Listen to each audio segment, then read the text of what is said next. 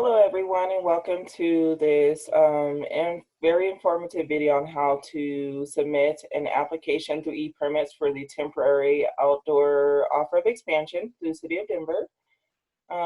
Hopefully before this point, you guys obtained your approval from the City Authority once you submitted the initial interest form. So you would have had to submit the initial interest form prior to this portion of the process.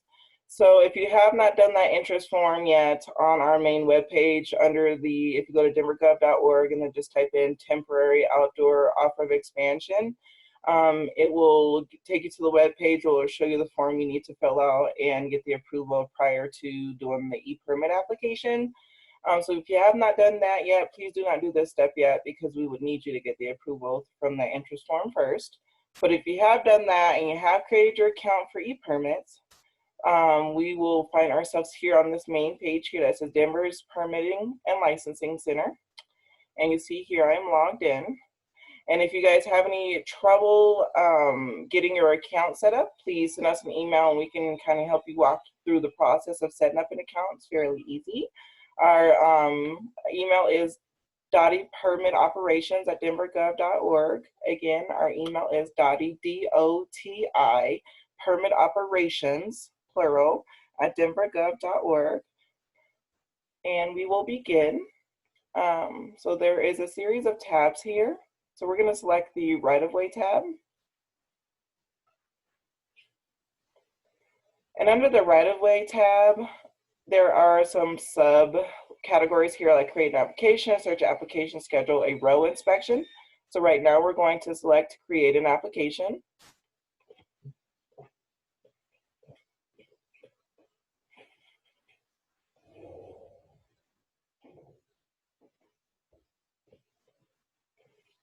And this is just a general disclaimer page. It just talks about the online application and giving you a nice warm welcome here. And so ultimately you'll just select this box that says, I have read and accepted the above terms. Continue application. So the temporary outdoor off-road expansion takes place under a public works record as the permit type for the right-of-way permit. So you'd select this bubble here. Just make sure the bubble is selected next to public works record, and you'll just hit continue application. So the step one of setting up the e-permit application is the contacts page. So you do not need to complete the licensed professional portion because you do not need a license to complete this application. You just need to complete the applicant portion here. So you just hit select from account because the system auto-populates your information when you set up your account initially at the beginning. So it'll save your information. So you should be able to select from account so you don't have to type all that stuff again. And then you see here your contact information was added successfully. And then the site contact, I'm going to choose myself for this demo.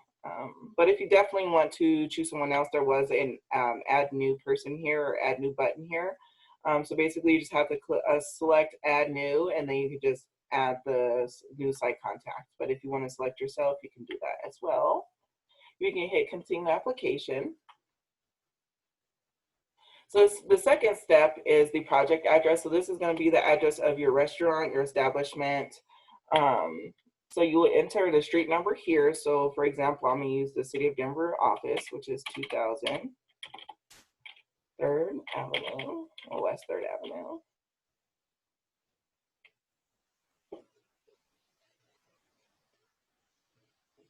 And it's searching.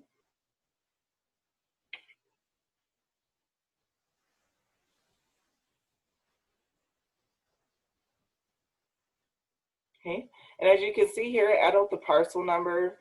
So we do need a parcel number here because it's imperative that appears as it lets the inspectors know that there's an inspection for your permit. So if there is no parcel number that has populated here, please follow these instructions along with this link where you will enter your address to find the associated parcel and then manually enter the schedule number here. And once you enter the schedule number, then you would just hit continue application.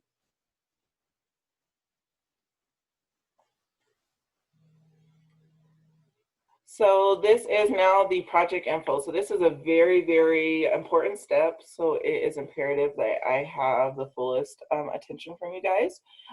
This is some information that will definitely ensure the smooth processing of your permit. So the purpose of request is going to be temporary outdoor expansion.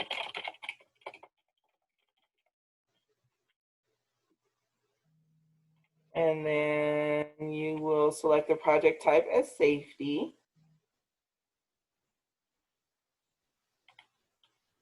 And the additional comments here we need for you guys to please put COVID, as it will ensure that the city knows to waive your fees. And then we need a project start date here. So basically that'll be the date that you desire for the start of the permit. So we strongly discourage you from selecting a date that will be like the next day or the next couple days, because we want to make sure that you guys know that it's going to take a little bit to process these applications. So I'm going to be safe and I'm going to select a week from today, which would be the 12th. And then the project end date, I'm going to say will be the 7th of September. That'll be when I want my permit to end. So the occupancy table can be a little bit confusing, but hopefully this video will make it a little bit easier for you guys to enter that information. So in order to enter the information here, you have to add a row. And what the occupancy table does is it lets us know exactly where you're occupying, so we know where the permit is located for inspection reasons and obviously for safety reasons. So as I mentioned to you guys, I use the example of the office address, which is 2000 West 3rd Avenue. So in this scenario, I am sitting on West 3rd Avenue. So that's where I'm actually locating the parking lane on West 3rd Avenue. So I'm going to fill out this section here. And this section here demonstrates where you are located. So I'm going to say I'm sitting on West 3rd Avenue. And then it looks like Umatilla is the streets that are north and south of me. So Umatilla is the street that it's from, where the closure starts. And then North Tejon is where the closure ends. So basically you'll tell us where you're located, where you're actually occupying, and then where the closure starts and where the closure ends. So the applicable types for this permit is the parking lane, the tree lawn, and the sidewalk in front of your establishment or adjacent to your establishment.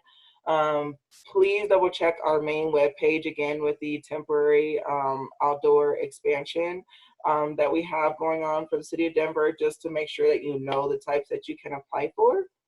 But right now I'm going to choose residential parking lane. And then I'm going to choose a length of closure feet here. Being that this is red asterisk, it is requiring a value.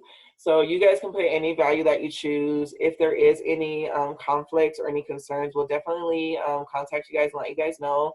But for right now, I'm going to put my standard 100 closure, 100-foot closure. And then the date start needs to match what you put originally in the application, which is when you want the permit to start. So I'm going to choose the 12th.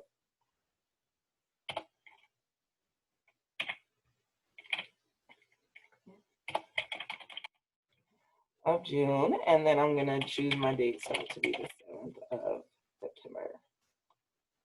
Keep in mind this portion of e-permits can kind of jump around a little bit.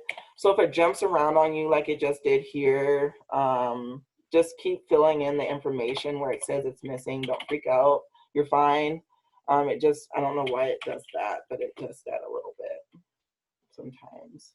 Let's see. Okay, so once you have all the information filled out completely and accurately, just double check real quick. Just take the time, take a couple seconds, then hit submit.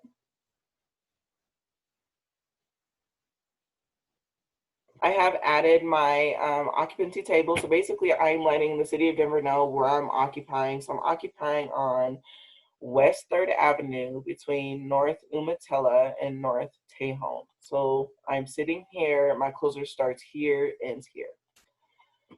Okay, so then if there's multiple locations, then you'll just continually add a row, or if there's different dates, then you can copy row and just change the dates in the window that pops up. But if that's just the only row that you need, you can continue on to row construction details, which you do not need to complete. So you do not need to complete this because this is not a portion of the permit. Neither is this, so these two are not applicable. So you can just hit continue application.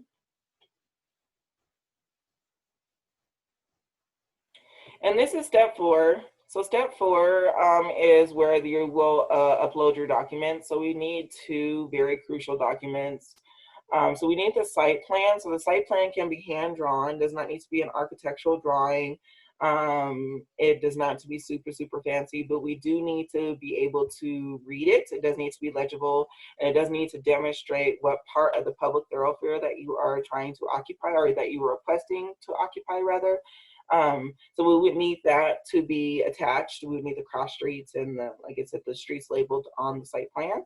We would also need the certificate of insurance, which the City and County of Denver, DOTI, Department of Transportation Infrastructure, needs to be the additionally insured party on the certificate of insurance. If you guys have any questions or you need a sample example, there is one on the website under the temporary outdoor expansion, or you can obtain a sample from us by emailing our email box, which is DOTI Permit Operations at denvergov.org. Again, that's DOTI, D-O-T-I, Permit Operations at denvergov.org, and we can email you the sample COI or certificate of insurance that we have that it should look like.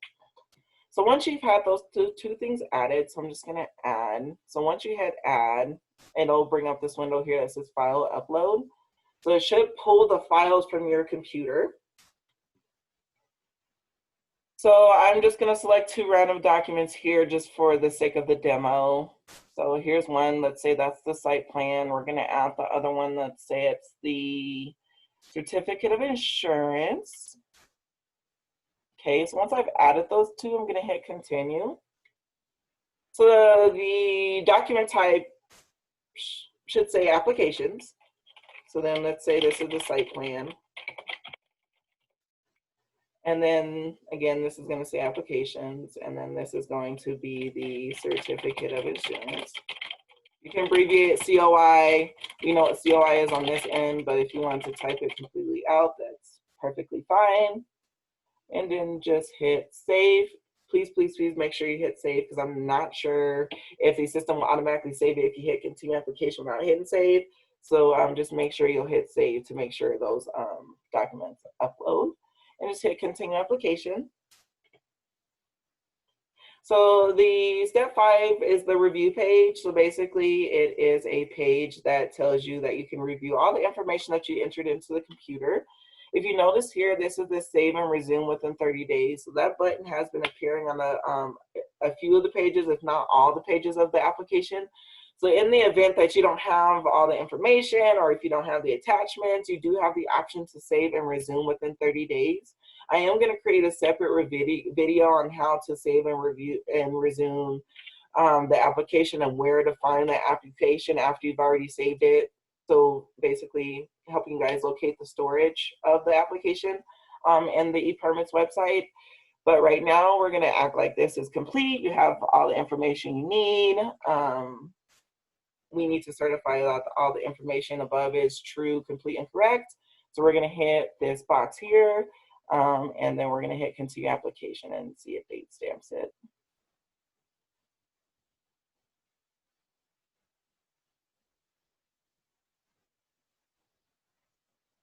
Okay, guys, so this is a very important page because it displays your permit number, which will be located here.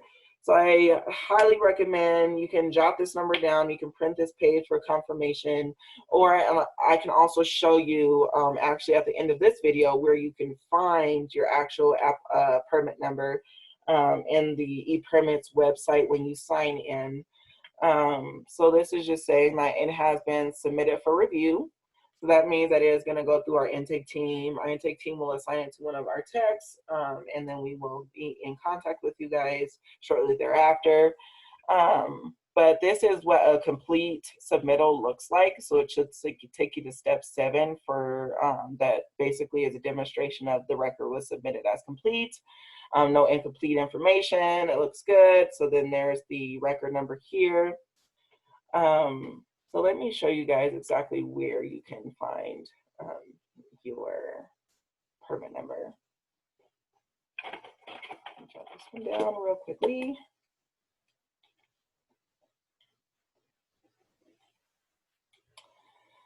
So if you go back to home, if you find yourself back at the home page and you go under My Records here,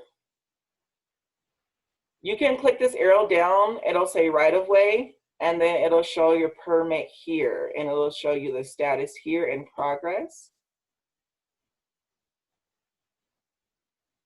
You can also click into the record and you can see like the record info.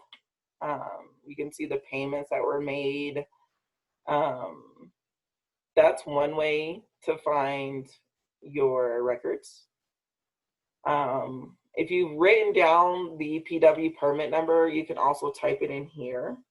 And that's another way you can find it, like 2020 PW 001168 was mine. So, and then it automatically puts you into the record. So here is my sample record here. So those are 2 ways that you can definitely locate your record. Again, I'll be creating a separate video to show you guys how to save and resume your applications later.